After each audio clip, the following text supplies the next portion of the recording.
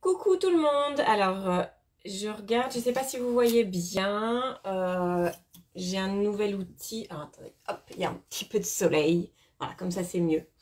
J'espère que tout le monde va bien, que tout le monde cuisine bien avec son Thermomix. Hop, je lui dis juste que je reprends pas la recette. Voilà. Je vous retrouve aujourd'hui pour un autre basique, un basique que j'aime beaucoup, un basique qui sent très bon, ça je vous l'ai annoncé dans le titre. On voit des trucs sur la vidéo. Je vous l'ai annoncé dans le titre, ça sent fort bon. Ça sent fort bon et c'est fort bon dans l'assiette. Et ce qui sent bon, alors c'est pas du sucré, personne n'a cherché à savoir ce que c'était. Et ben, ce qui sent fort bon dans mon assiette, alors je vous montre pas le début, l'ingrédient qui sent le plus bon. Je vous montre, voilà, c'est un plat salé avec du poulet, avec des herbes de Provence. On se promène un peu. C'est une recette où ce qui sent fort bon, je prends des risques hein, avec mon téléphone. Coucou Mamie Crêpe, tu vas bien? Alors c'est ça qui sent fort bon, ça sent fort bon, c'est de l'ail. Et oui, la recette, alors pour ceux qui sont sur le groupe depuis un moment, j'avais partagé je pense quelque chose au sujet de cette recette pendant le confinement, parce que ça fait pas très longtemps que je la connais, mais je la fais quand même assez souvent et je l'ai fait découvrir à tous les gens qui viennent manger chez moi je pense. Donc on va aller la chercher sur Cookidoo. Si je fais ça, ça fait quoi? Ça fait coucou. Ok. On va aller chercher sur Cookidoo. Elle s'appelle tout simplement poulet à l'ail. Bah oui, basique. Mais moi, je vais y rajouter une petite variante. Poulet à l'ail. Je ne l'avais pas mise encore dans sur l'écran. Hop. Poulet à l'ail. À Lille, non ça marche pas, il manque une lettre. Poulet à l'ail, j'ai dit. Rechercher. Poulet à l'ail, c'est la première. Ici, c'est un plat où on cuit le poulet dans le bol. On le pré-cuit et après on va finir la cuisson dans le four. C'est juste une curry avec une sauce à l'ail. C'est la vie, l'ail c'est la vie. Il n'y a pas beaucoup de matière grasse, celle du poulet et un peu et de l'huile d'olive. Je m'aperçois, j'ai oublié des ingrédients, hein, forcément. Du coup, j'ai eu un petit coup de fil juste avant, donc j'ai pas eu le temps de tout préparer. Excusez-moi. Donc, commencez à cuisiner. Hop, et c'est là qu'il me dit 50 g d'huile d'olive. Je vous dis pas tout de suite la variante que je vais y apporter, c'est une variante qui va vous plaire au niveau de l'utilisation, de l'optimisation du Thermomix. Donc 50 g d'huile d'olive, il y a un peu d'huile, mais il faut pas oublier qu'il y a 1 kg de pilon de poulet et que après on fait cuire un peu au four, donc il faut quand même de la matière grasse. Et c'est de l'huile d'olive, donc tout va bien. J'ai même mis 52 grammes. J'aime bien ça, l'huile d'olive. Et on fait chauffer l'huile d'olive. D'abord avec le couvercle et le gobelet doseur. On fait chauffer 2 minutes. Donc, voilà. On fait chauffer 2 minutes. Je ne sais pas qui... enfin, je sais pas, évidemment, je ne sais pas tout. Donc... La question, c'est qui optimise son Thermomix? Qui arrive à rajouter des choses, à modifier les quantités et notamment à rajouter, pour faire un plat complet, des choses dans le Varoma quand on fait quelque chose dans le bol. Et c'est ce que je vous propose sur cette recette-là, puisque normalement, il n'y a pas le Varoma. C'est une recette où on va mettre une demi-heure en cuisson le poulet avec de l'eau que je n'ai plus, avec un peu de vin pour faire la sauce. Et moi, je vais rajouter au-dessus le Varoma avec les haricots verts sur le plateau vapeur et des pommes de terre. Alors, j'ai déjà fait, j'ai déjà testé. Les pommes de terre, elles vont être pré-cuites. Oubliez qu'on on finit la cuisson au four, donc on peut tout à fait rajouter des pommes de terre. Elles seront, moi j'ai déjà, j'ai déjà fait. Je vous dis, ça marche très bien. Les pommes de terre, je les ai Je les ai coupés en cubes et ça cuit parfaitement bien. C'est une recette où vous allez voir... Ah, je suis plus dans le champ. C'est une recette où normalement il demande de mettre 6 gousses d'ail. Et évidemment ça dépend des goûts.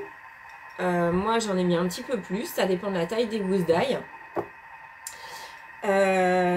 J'ai mis les gousses entières. On va pas lancer le débat sur on enlève le germe ou on laisse le germe, hein. Vous faites comme vous avez envie, comme vous voulez, comme vous aimez. C'est pas moi qui vais vous dire il faut faire comme ci ou il faut faire comme ça. Vous respectez à peu près et ça sera bon de toute façon, du moment que vous faites en fonction de vos goûts à vous. Donc, refroidissement. Donc, depuis que j'ai découvert cette recette et la recette de l'aïoli, parce que j'adore ça aussi, j'ai toujours des gousses d'ail, voilà, au moins une grosse gousse d'ail complète. Enfin, bref, une tête d'ail, pardon. Voilà, c'est ça, je cherchais le nom. Suivant, il y a toujours la petite sonnerie de Noël à mon Thermomix, hein, la joie du TM6 de pouvoir changer la sonnerie. Donc, il me demande les gousses d'ail. Parfait. Et après... je mixe les gousses d'ail. Hyper compliqué.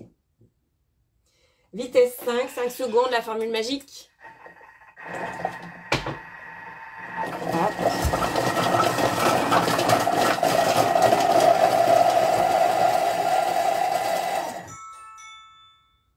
C'est quand même mieux. Je ne sais pas si vous vous rappelez de la sonnerie du TM31 ou ceux qui ont le TM31. Moi, je me rappelle encore.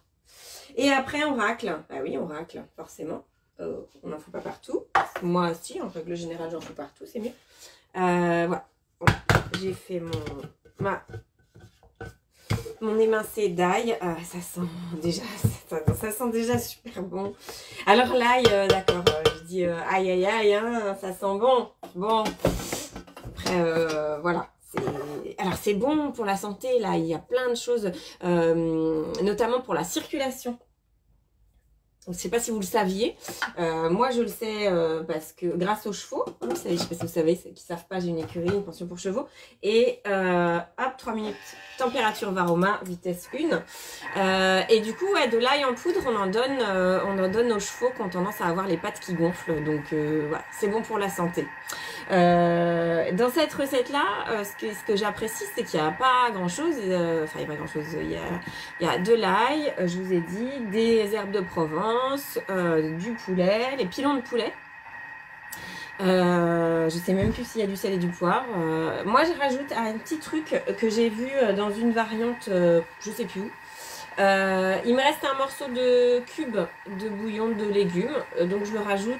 Ça rajoute un peu de sel, donc voilà, je dose le sel au début, mais en tout cas je rajoute, ça donne, ça parfume aussi, donc voilà, il n'y a pas grand chose à modifier dans cette recette pour moi, mais c'est une petite touche qui donne un petit peu de goût. Alors évidemment ça va parfumer l'ail dans toute la maison, hein, et donc faut aimer ça. Mais tester, c'est hyper bon. Voilà, je ne sais pas si s'il y a si vous avez des découvertes de recettes comme ça, qui sont toutes simples et qu'on vous partage sur un groupe, sur autour d'un café, au boulot, où vous voulez, mais en tout cas, n'hésitez pas à partager aussi ces recettes-là parce qu'on est tous preneurs. C'est pour ça que quand j'ai réfléchi à quelle recette je proposais aujourd'hui, je me suis dit celle-ci quand même, il faut que je leur montre et que je leur montre que j'aime cette recette aussi. On va se promener un petit peu. Je vous emmène avec moi. Parce que dans la recette, je sais qu'après, il va me demander de préchauffer mon four. Je vérifie qu'il n'y a rien dedans, on ne sait jamais.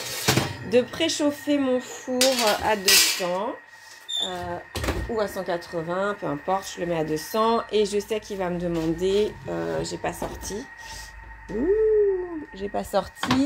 le vin blanc du frigo. Hop, et c'est tout ce qui doit me manquer à part l'eau pour continuer. Hop. Hop, voilà. Ah oui, j'ai un nouvel appareil. J'ai un nouvel outil pour tenir mon téléphone grâce à Thermomix, parce que c'est un cadeau Thermomix. Donc voilà, il y a Suzanne qui est là aussi. Ça me fait plaisir que tu sois là, Suzanne. Il reste 20 secondes et après on met tout le reste et on met en cuisson. C'est aussi ça que j'aime dans cette recette. Vous allez voir que autant je suis capable de faire des choses qui prennent un peu de temps, qui sont un peu minutieuses, mais ce que je préfère quand même, c'est quand il fait les choses tout seul. C'est beaucoup mieux, beaucoup plus intéressant pour moi. En attendant, je vais faire autre chose. Hop, ça refroidit. Alors ça refroidit pas vraiment, si vous avez remarqué que le TM5 et le TM6 ils mettent 8 secondes. C'est juste que 8 secondes, si jamais vous aviez les couteaux qui tournaient au-delà de la vitesse 2, et ben du coup ça descend vitesse 2 pour éviter qu'il y ait des projections si jamais c'est un niveau dans le bol. Alors j'essaye de vous montrer, je sais pas si vous allez voir parce que forcément ça bouillonne. Ça bouillonne et ça bouillonne. Là, ça sent bon. J'adore ça. Et le truc magique avec cette recette, c'est qu'il y a un autre petit truc et astuce. C'est que souvent on dit, ah oui, mais si on met de la viande, si on fait des mijotés, la viande, elle est abîmée. Et ben du coup, on met le fouet. Et dans cette recette, il demande de mettre le fouet. Il y a d'autres recettes où il ne demande pas de mettre le fouet. Vous savez, si vous êtes en dessous de la vitesse 4, vous pouvez mettre le fouet. Donc le fouet, je rappelle, hein, on l'a fait hier avec Anne-Violaine pour ceux qui ont vu. On met sur l'axe des couteaux, c'est tout simple. Voilà. Et après, le kilo de pilons de poulet, pardon. Hop. Ils sont juste pré-cuits, forcément, ils sont pas, ils vont finir de griller au four. Suivant. Alors, c'est là où il nous demande une demi-cuillère à café de sel. Moi, la demi-cuillère à café, c'est dans ma main. Hop, dans le creux de ma main. Alors, pareil, question de goût. Question de goût, une cuillère à café d'herbe de Provence. Cuillère à soupe pour moi. Cuillère à soupe. Des herbes, il en faut un petit peu. Surtout que je rajoute des pommes de terre, je rajoute des haricots verts dans mon plat. Donc voilà, bon, je ne vais pas mettre toute la cuillère à... Non, je ne vais pas mettre toute la cuillère à soupe. C'est une grande cuillère à soupe. Une petite cuillère à soupe, je mets toute la cuillère. Voilà. Bref, vous mettez aussi comme vous avez envie. Et 100 g de vin blanc. Je vais finir la première bouteille. Hop. Alors moi, voilà.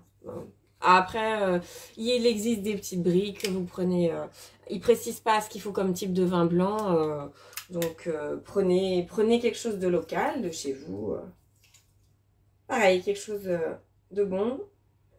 Avec lequel vous avez l'habitude de cuisiner. Hop. Évidemment, ça va changer un petit peu le goût en fonction de ce que vous prenez. Alors, je vous abandonne 2 secondes. Je vais chercher de l'eau. Il faut 80 g d'eau. Alors, je vous avoue que c'est moi. Quand j'ai fait la première fois, quand j'ai mis pour la première fois le Varoma au-dessus, je me suis posé la question de savoir s'il allait avoir assez d'eau pour produire de la vapeur. Qu'est-ce que j'ai fait? Et il s'est pas remis à 0. Bon, c'est pas grave. Du coup, j'avais déjà 100. Oui, ok. Hop. Donc, je disais quoi? Je disais, j'ai eu un doute sur...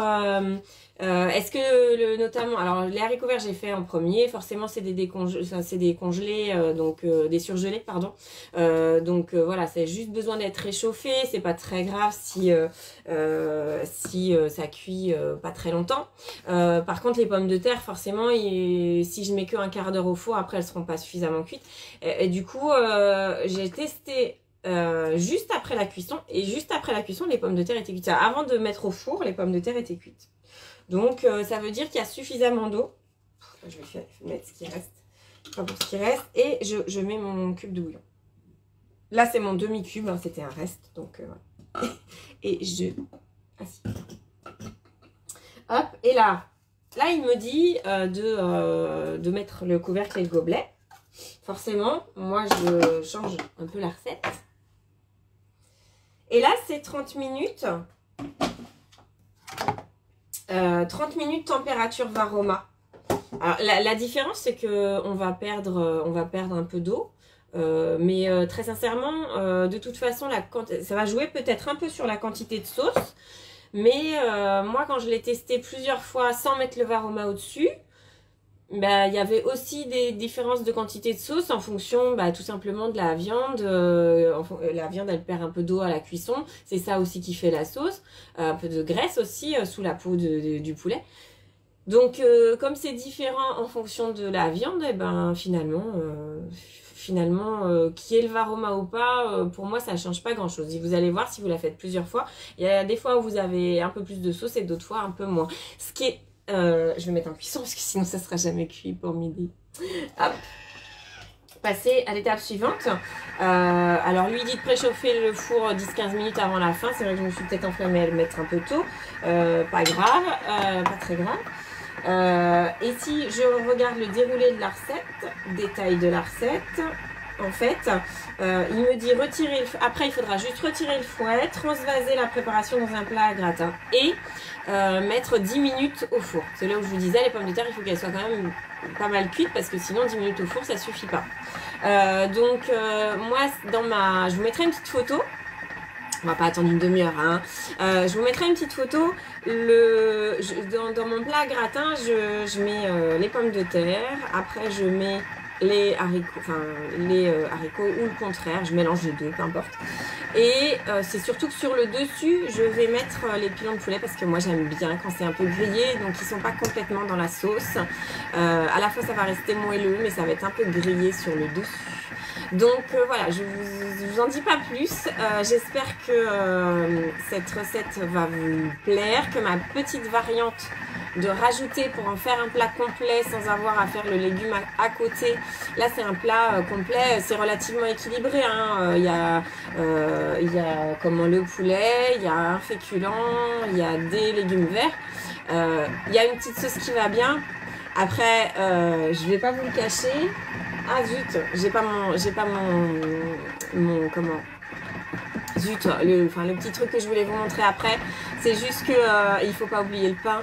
Parce que cette sauce-là, elle donne envie de saucer. Donc voilà. N'hésitez pas, dites-moi si vous la faites, si elle vous plaît, ce que vous en pensez.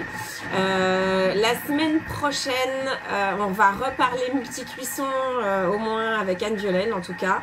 Et voilà. Si vous avez toujours pareil, si vous avez des thématiques qui vous font envie, des recettes que vous avez envie de voir, des trucs et astuces que vous avez envie de voir, n'hésitez pas, posez la question en commentaire ou alors en message, comme vous voulez, n'hésitez pas. Si vous avez partagez vos recettes le jeu du vendredi, je l'ai remis cette semaine.